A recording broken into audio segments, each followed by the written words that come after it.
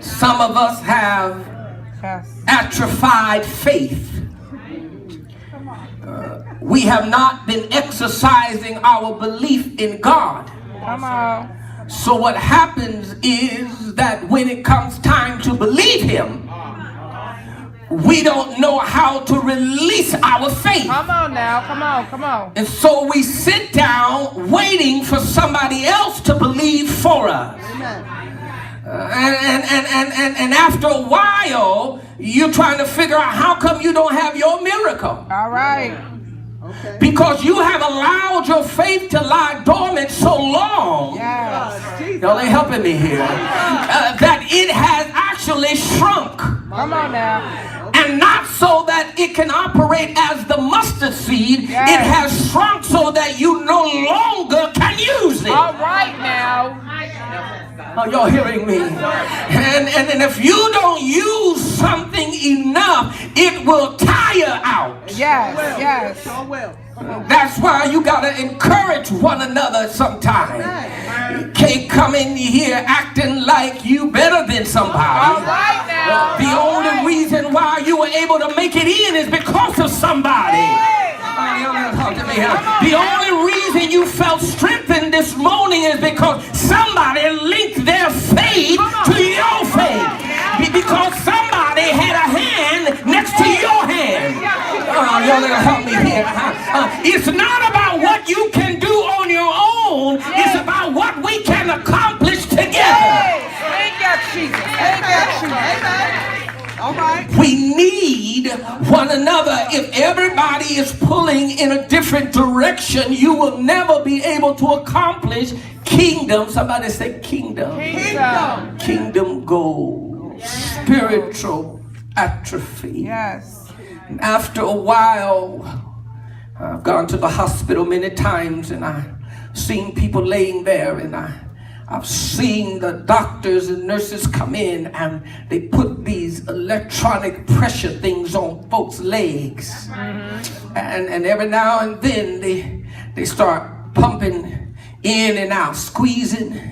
And now, because they're trying to keep the circulation going. That's good. Because if you just lay around all the time and you don't have any blood circulating, atrophy will set in. Yes. Y'all hearing me?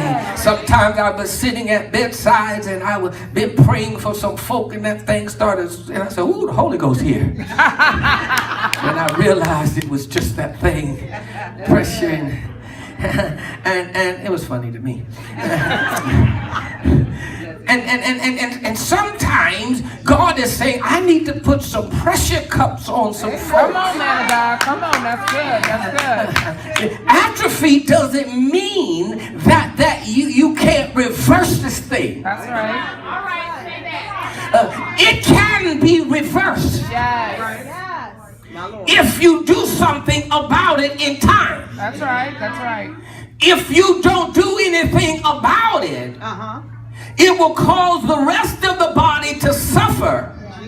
And before you know it, what is atrophied on one part of the body will start destroying the other parts of the body.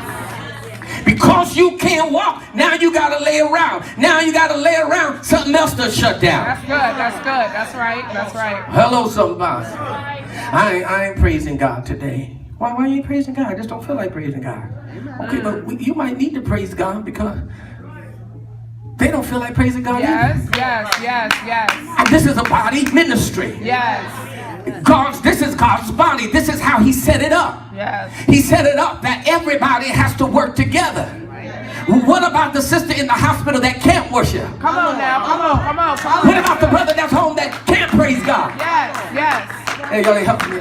But we were in a ministry where one of the older gentlemen, he was in the nursing home, and he always praised God when he was there, and Brother York, and he would praise God, and I'm talking about praise God, and he must have been 70-something years, 80-something years old. He was praising. They took him in the nursing home because he could no longer walk, and his paralyzed, his legs were paralyzed, and he started having activity in just one of his hands.